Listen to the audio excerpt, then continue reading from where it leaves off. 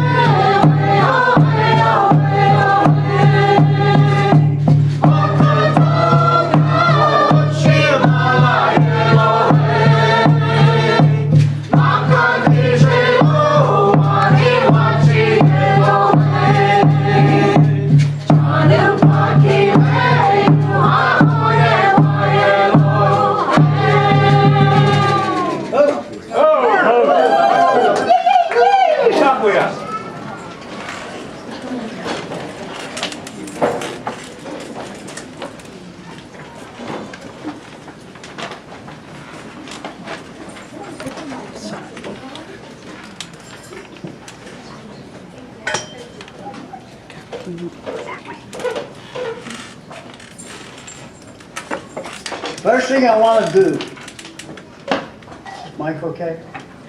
Yeah, it's good. I want to tell everybody get up and get off their butts and go buy a book. And I have a very good reason for doing this. It has nothing to do with money. Because I told Steve, I didn't give a damn about the money. I was interested in getting the word out. I'm 90 years old, and for the last 45 years, I've learned a whole lot, and I want to pass it on, which is why I wrote this book. So I'm going to give you a couple of minutes. Go buy yourself a book so that you can read the book and see the full-color. They are full-color reproductions in the book of what it is I'm talking about. You'll see pictures of Sundance and a whole bunch of other stuff. And so I'm not going to move. I'm not going to say another word until I see somebody get on your butt and go buy a book.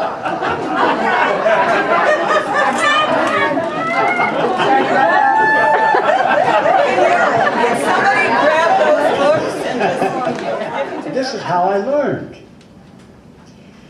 The first guy who tried to teach me medicine was my own grandfather. My granddad wasn't a medicine man, but he knew the natural medicine. When I was a teenager back in the 1930s, my attitude was, he's just an old man, what the hell does he know? He died in 1943, and all of that wisdom went back in the ground. So 30 years later, in 1973, at age 50, I finally began to pay attention. And I devoted my life to understanding that hidden body of wisdom.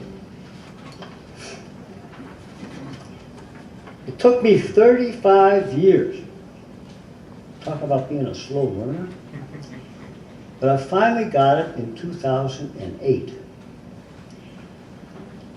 I'm here to tell you that all of you and most human beings' concept of reality is wrapped up in objectivity, the possession and study of objects like money, a set of ideas, a religion. Modern science is only interested in objects, from atoms to stars. And atoms are not objects. Distinguished British atomic physicist Sir James Jeans said this, quote, "Today there is a wide measure of agreement among the physical sciences, approaching unanimity, that the stream of knowledge is headed toward a non-mechanical reality. The universe begins to look more like a great thought than a great machine." He said that 50 years ago, but we still think the universe is a machine. If you're interested in Indian stuff, suddenly you have to have an object, a pipe, a song, a ceremony, or jewelry. And only that, you think, certifies you as a believer. If you're a Buddhist, maybe it's a saffron robe. These objects can help you center your mind. But most times they become the center of your devotion. So you wind up praying to a crucifix or another image, instead of concentrating on the great value of the teaching you receive. That's what happened to me. I thought that all these songs and ceremonies and ways of this, that, and the other, I thought that was the gist of the teaching.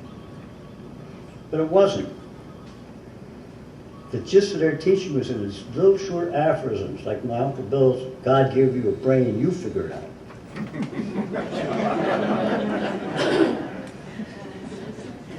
The Webster definition of object is very, very revealing. Webster's dictionary definition of an object is a thing thrown in the way, comma, an obstruction.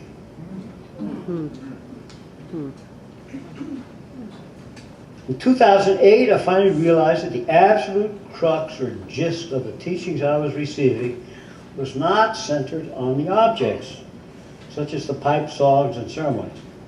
The absolute center of the teachings was in a set of euphemisms or pithy short sayings given to me by Billy O'Feather, Henry Crow Dog, Moses Big Crow, and others. Like, "God gave you a brain, you figure it out."